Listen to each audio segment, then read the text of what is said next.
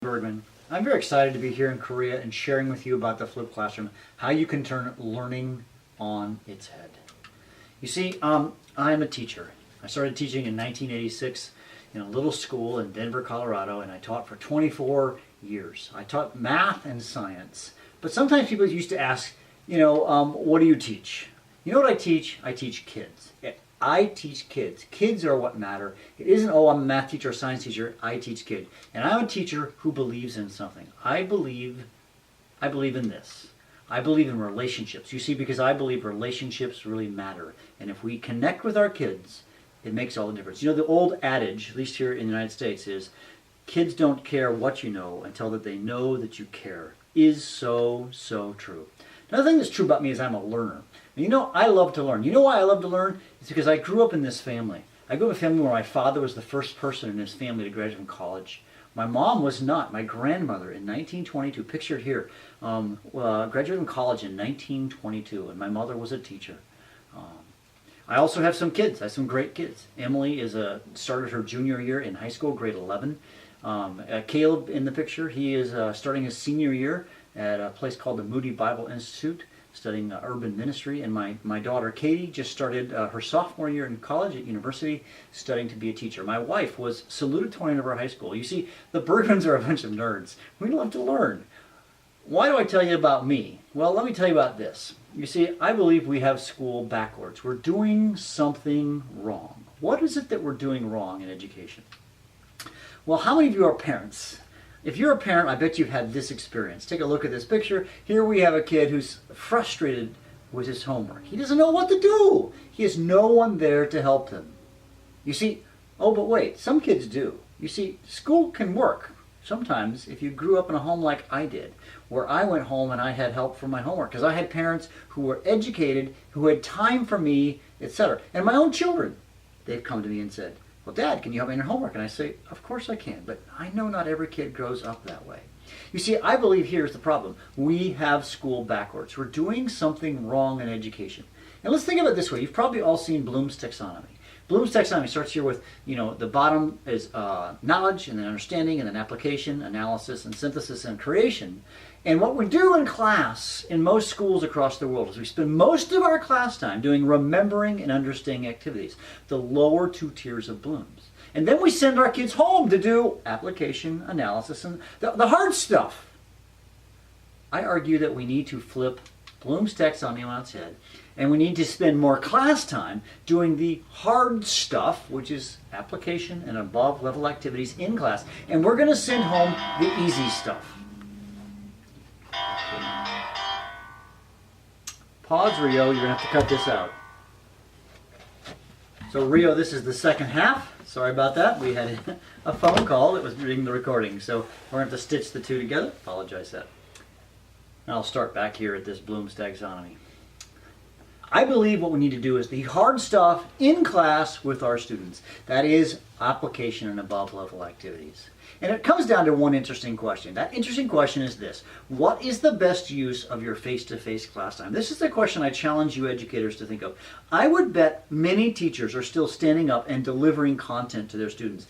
I'm going to argue that what you need to do is to stop that and deliver your content in a different way so you can have a better use of that face-to-face class time. You see, the flipped class is a very simple idea. I was a high school science teacher. I had this much stuff to teach, and I only had this much time. And so what we did is we flipped. We took the homework, we put it in the class, we took the lecture, we put it at home. It was a very, very simple idea. That's the flipped class one. Another way to think about this is to think about it this way. Think of it as you get two lines. On one side we have the constructivists, and the other side is the didactic.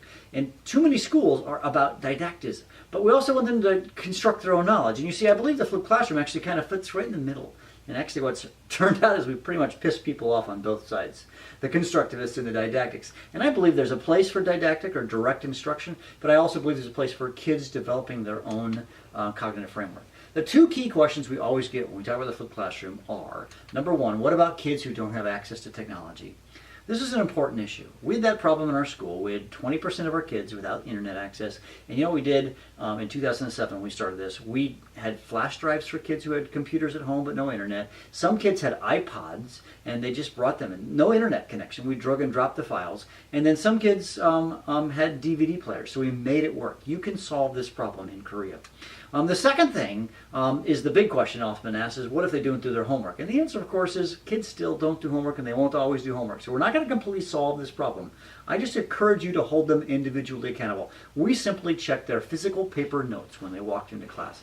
And if they had that, then we assumed that they had watched the video. We also never rescued kids who didn't watch the video.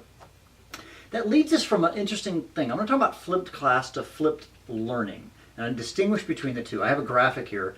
And in this graphic, I talk about how you can move from the flipped class to these other learning pedagogies. From flipped class to flipped mastery, from flipped class to flipped with project-based, from flipped class to peer instruction, from flipped class to an inquiry cycle. These are so important. So it's like an advanced version. You start with a flipped class and you move to flipped learning. Flipped learning is like the second version of the flipped class. For example, in a flipped mastery classroom, you start with the direct instruction, then you move to the practice, then you apply, and then you assess. And then if the kids fail the test, then they go back. This is a very, very kind of radical approach. If a kid fails a test, they have to retake the test. And every kid moves at a different sort of self-paced, actually self-paced may not be the right word, at a flexible-paced environment. Benefits we found is kids have become independent learners who are learning for themselves by themselves. The teacher can differentiate. Every kid gets the education that they need. There are no gaps, particularly in a mastery program, because if a kid gets to the end of a unit and doesn't understand it, they stay there until they learn it. In the old way, the test was on Friday, so to speak, and if you didn't do well, too bad. I had to move on Monday to new topics. But now if you fail a test, you've got to stay there till you actually learn it. And the thing about the flipped classroom is there's no place for a student to hide, because you're going to have more time to interact and talk with kids. And as you talk with kids and you interact with them more, guess what? You're going to have more interactions with them. They can't, if you will, hide. And so, is this the answer? Is this the answer to education? I don't think so, but I think it's a way to the answer. Think of it as stepping stones. You're on first one stepping stone, that's the flipped classroom. And then flipped learning is the next step. And it may take you several years to make that step, but I challenge you to take those steps. And where do you start? I think that you start by flipping a lesson. You don't have to go all in and flip the class. You can simply flip one lesson. So I encourage you in the next few weeks when you go back to school is to flip one lesson. You will be surprised as what happens. Thank you very much. This has been John Bergman with FlippedClass.com.